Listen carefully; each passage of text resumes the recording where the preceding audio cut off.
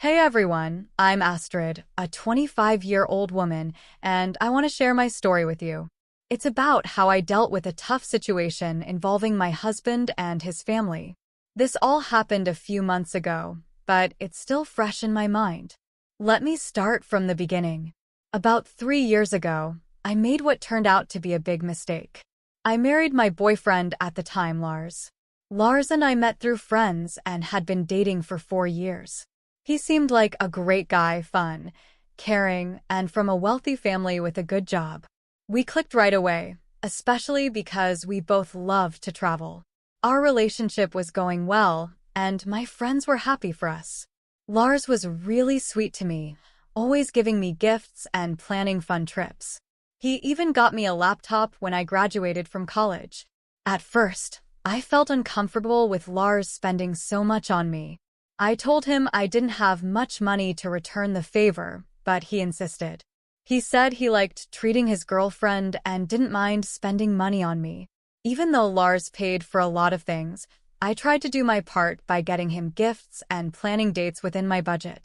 When I got a good job after college, I was excited to be able to spoil Lars too. We started splitting expenses evenly and talked about moving in together. Lars suggested I move into his house, which he inherited from his grandpa. He said I wouldn't have to pay rent since the house was fully paid for. I appreciated the offer, but insisted on splitting other expenses equally. I didn't want him to feel like he had to take care of me all the time. Everything was going fine until I met Lars's family. They lived far away, so I hadn't met them before. Lars warned me that they could be judgmental, but I didn't think much of it.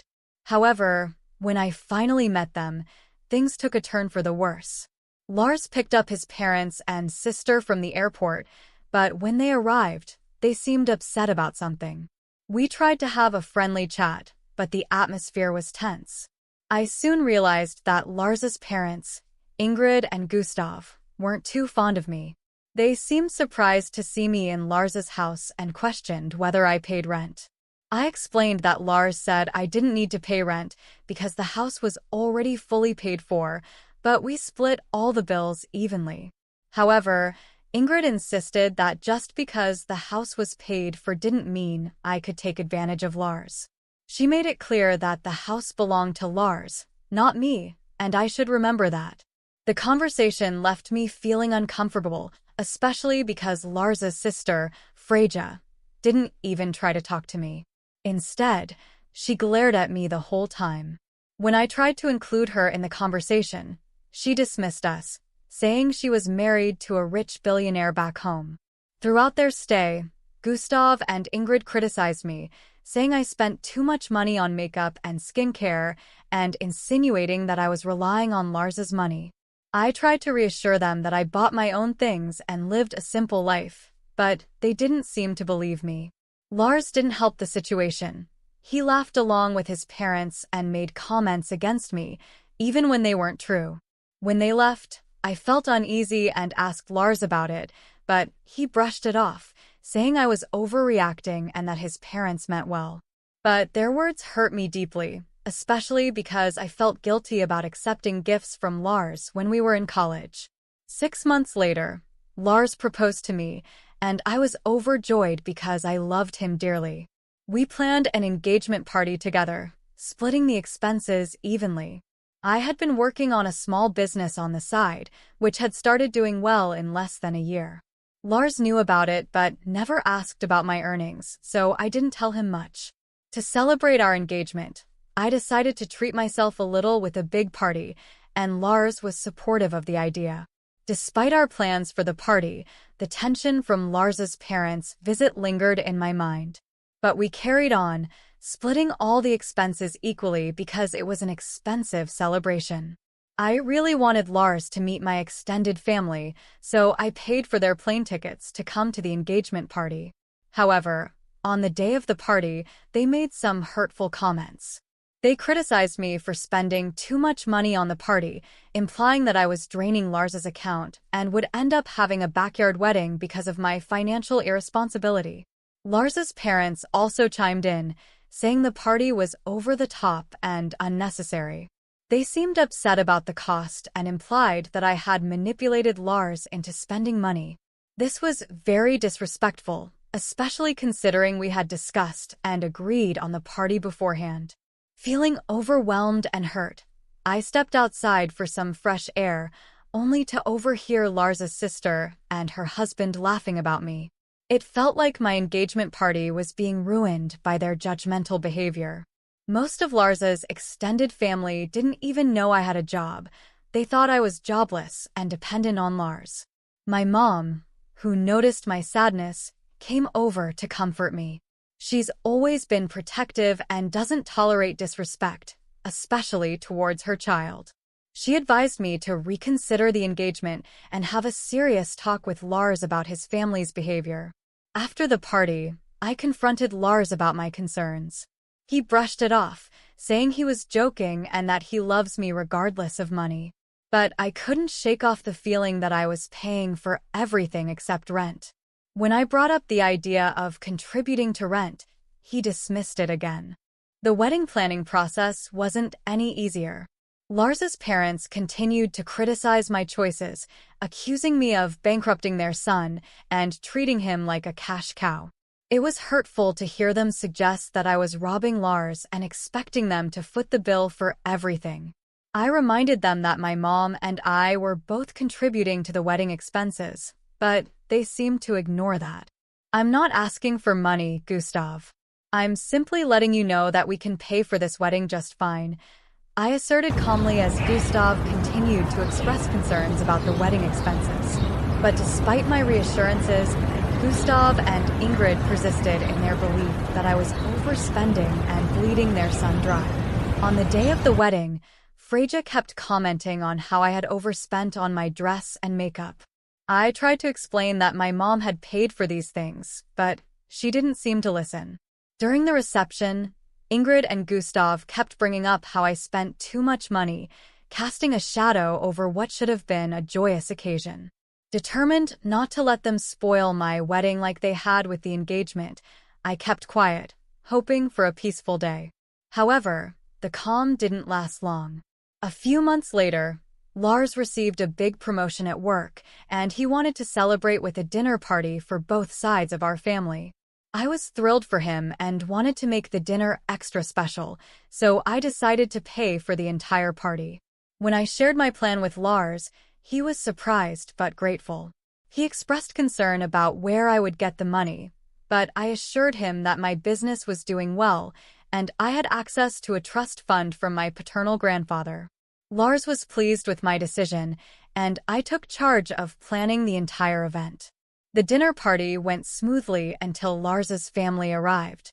They looked displeased with the preparations, but I couldn't understand why since everyone else seemed to think everything was perfect. However, their true feelings became apparent during the speeches. Ingrid stood up and made hurtful comments about me, calling me a gold digger and implying that I was responsible for emptying Lars's accounts with my extravagant spending. Her words stung, and I felt a mix of anger and hurt as I listened to her accusations. Lars's family joined in, echoing Ingrid's sentiments and expressing pity for Lars. Feeling hurt and betrayed, I confronted them, asking if they really thought I was a gold digger. Their response was dismissive, and they continued to belittle me, blaming me for their financial woes. The evening ended on a sour note, and I couldn't shake off the feeling of being unfairly judged by Lars's family. Their words lingered in my mind, casting a shadow over what should have been a happy celebration of Lars's success. As Lars's family continued their hurtful remarks, suggesting I was a gold digger and even accusing me of stealing Lars's money, I reached my breaking point. In that moment, I knew I had to take a stand. Holding my head high, I decided to show them my bank balance to prove that I hadn't stolen anything from Lars. Their reaction was disbelief, with Lars's parents accusing me of lying and stealing from their son. But I stood my ground, explaining that the money was from my own hard work and recent access to a trust fund left by my grandfather. I had planned to use it to buy a bigger house as a surprise for Lars, but their insults had shattered that dream.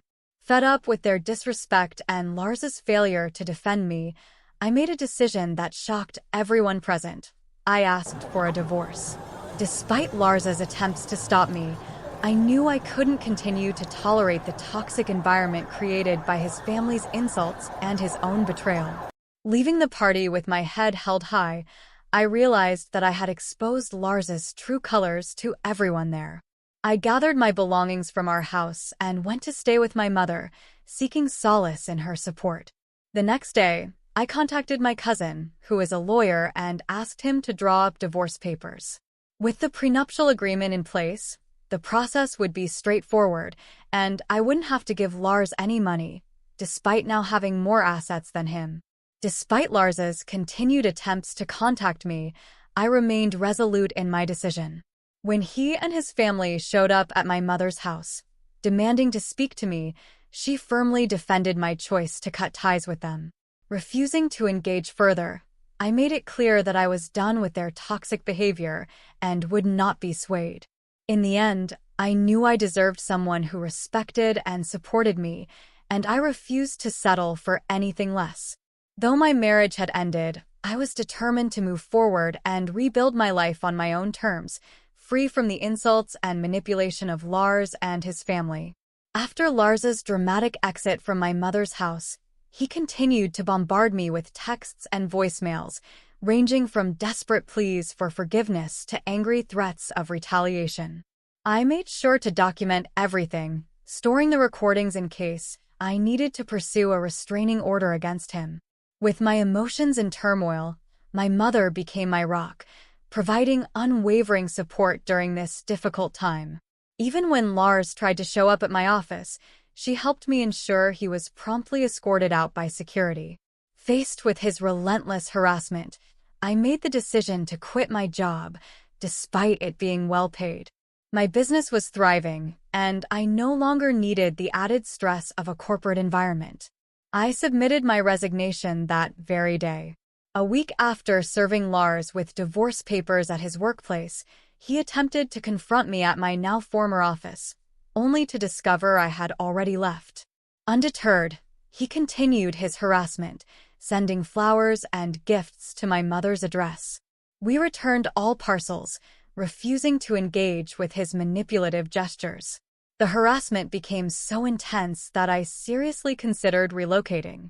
With my mother's assistance, I found a perfect home in the next state, a peaceful sanctuary where I could rebuild my life away from Lars's toxic influence. With paperwork in progress, I awaited the finalization of my divorce. Despite enduring 6 months of separation, the judge swiftly granted our divorce, given the solidity of our prenuptial agreement. Once the divorce was finalized, I wasted no time in moving to my new home, complete with a fresh phone number to evade Lars's persistent attempts to contact me. Meanwhile, Lars's life spiraled into chaos. His professional reputation suffered, and his relationships with colleagues and seniors deteriorated due to the negative publicity surrounding our divorce. In a desperate attempt to salvage his image, Lars's parents resorted to spreading rumors about me, accusing me of infidelity and maligning my character. However, their efforts only backfired, tarnishing their own reputations within their community. Meanwhile, I focused on thriving, dedicating myself to improving my business and embracing the opportunity to rediscover joy in my life. Though Lars's actions left me with lingering insecurities, I remain cautious about rushing into new relationships. Yet, I hold on to hope for healing and the prospect of finding someone who will truly cherish and respect me in the future. In the aftermath of my divorce from Lars, I found solace in the tranquility of my new home. Surrounded by peace and quiet, I immersed myself in the process of healing and self-discovery. Away from the chaos of my past relationship, I began to rediscover my sense of self-worth and confidence. With each passing day, I devoted myself wholeheartedly to my business, pouring my energy into its growth and expansion. The challenges of entrepreneurship provided a welcome distraction from the emotional turmoil of my recent divorce, allowing me to channel my emotions into productive endeavors. As my business flourished, I found a renewed sense of purpose and fulfillment in my work. But amidst the busyness of building my career, I also made time for self-care and personal growth. I explored new hobbies and interests, indulging in activities that brought me joy and fulfillment. Whether it was hiking in the great outdoors or immersing myself in the world of literature, I embraced each opportunity for self-discovery and personal enrichment. In addition to focusing on my own well-being, I also prioritized nurturing my relationships with friends and family. Surrounding myself with positive influences and supportive individuals helped me navigate the challenges of post-divorce life with strength and resilience. Their unwavering love and encouragement provided a source of comfort and stability during times of uncertainty. As I gradually healed from the wounds of my past relationship, I found myself open to the possibility of new beginnings. While I remained cautious about rushing into a new romance, I embraced the prospect of meeting someone who would appreciate me for who I truly am. With a newfound sense of optimism and self-assurance, I embarked on a journey of self-discovery and growth, ready to embrace whatever the future held in store. In the tranquility of my new home, I found sanctuary. Surrounded by the gentle whispers of nature and the comforting embrace of solitude, I began to unravel the tangled threads of my emotions. Each day brought a renewed sense of clarity and purpose as I navigated the labyrinth of post-divorce life. Immersing myself in the rhythm of daily life, I discovered the healing power of routine. From the soft glow of dawn to the hushed stillness of night, I found solace in the simple rituals that grounded me amidst the chaos of change. Whether it was sipping my morning coffee on the sunlit porch or tending to the blossoming flowers in my garden, each moment became a testament to the resilience of the human spirit. But beyond the confines of my home, a world of opportunity beckoned. With newfound courage and determination, I embarked on a journey of exploration and self-discovery. From the vibrant bustle of bustling city streets to the tranquil serenity of remote countryside retreats, I ventured forth into the unknown, eager to embrace the richness of life's tapestry. In the company of friends and loved ones, I found strength and solace. Their laughter became the melody of my heart, weaving a tapestry of joy and camaraderie that uplifted my spirit. Together, we forged new memories and shared in the warmth of companionship, finding solace in the bonds that held us together. As the seasons changed and time flowed ever onward, I found myself embracing the ebb and flow of life's journey.